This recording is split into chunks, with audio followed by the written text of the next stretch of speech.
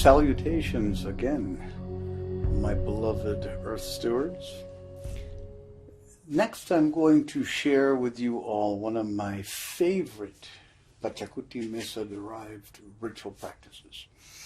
It is termed the Pachamama renewal process, the PRP, and its intention is to allow us to feed our pokpo, our P-O-Q-P-O, which is a bubble of living energy. Everything that is on this earth has a pokpo, a field of living energy. Some people associate it with the aura, but it is much more than the aura. It is an egg-shaped pulsation and field that keeps our body integrated in all of its functions, in all of its homeostatic balance. When the pokpo is influenced or due to some of our lifestyles becomes toxic, the disease state is very discernible within the weakness of its edges. So it is very important that as practitioners of these arts, especially if we have a healing practice, sometimes we become depleted or may, experience an inordinate amount of stress in our efforts to help others and forget to practice proper self-care. And this process allows you to restore yourself with the blessings of the elements that are Pachamama's medicine to life. The same ones that are configured around the mesa: earth, water, air, fire, and ether or quintessence. Aside from that, it brings forth also a recognition and awakening of your rainbow body simultaneously. So, the pokpo is different from the nuna, N-U-N-A, which is our soul. The pokpo is a living bubble of energy that surrounds us. When the body dies, there's no pokpo. When the body dies, there's always the survival of nuna, of soul. And then we have the sombra, as I mentioned earlier in our classes, which is our spirit double. It is basically the doppelganger, that mirror of ourselves that is an expression of our habits, that is an expression of our traits, our physical traits, the way that we are set up morphologically. If a person's sombra, you can see a person's sombra coming from a distance.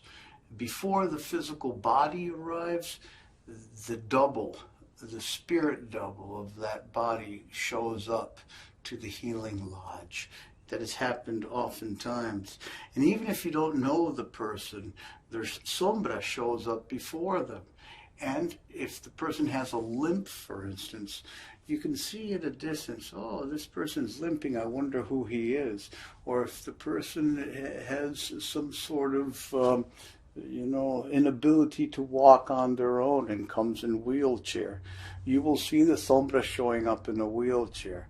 And by seeing, I don't mean like you're observing with your physical eyes.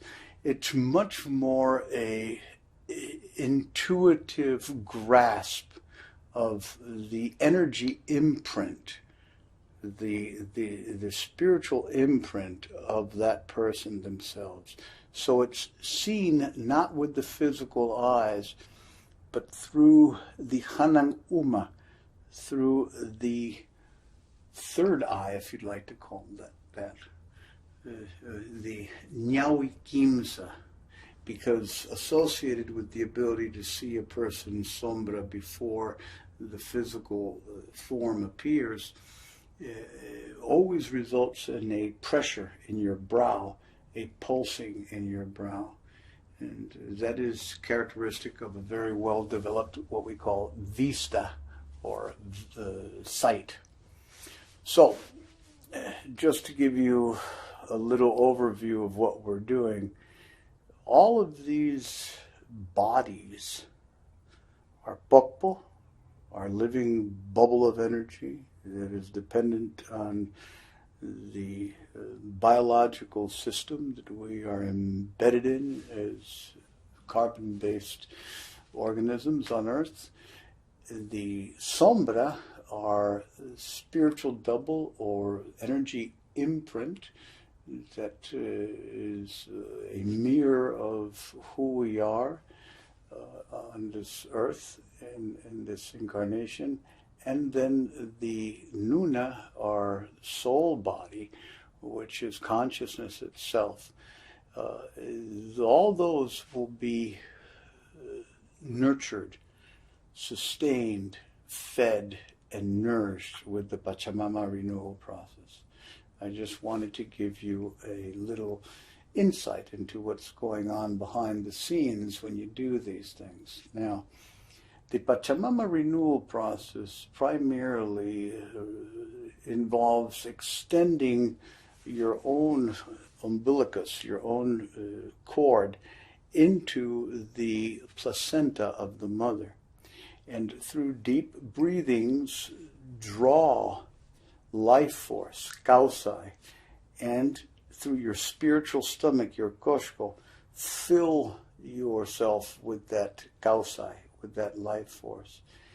And that is stored in the adrenals and in the spleen for the most part. Yet when you store that, your pokpo, your living bubble of energy, strengthens, becomes strong, and any fraying that they may have becomes softened, rounded off, and completed.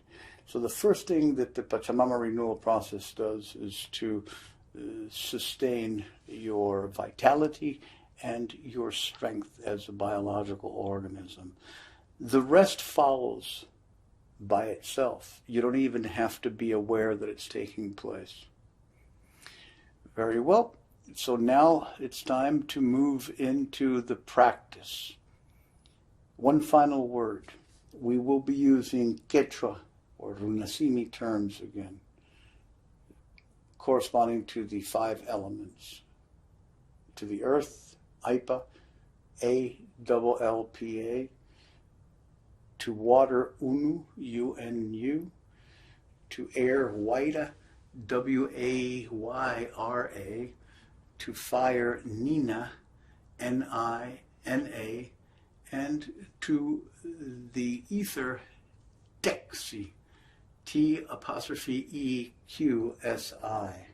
It really is Texicaipa, but Texi is the chant that is associated with this process.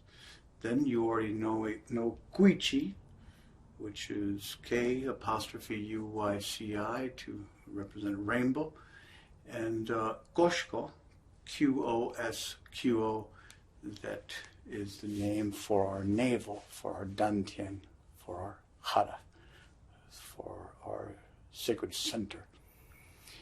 Those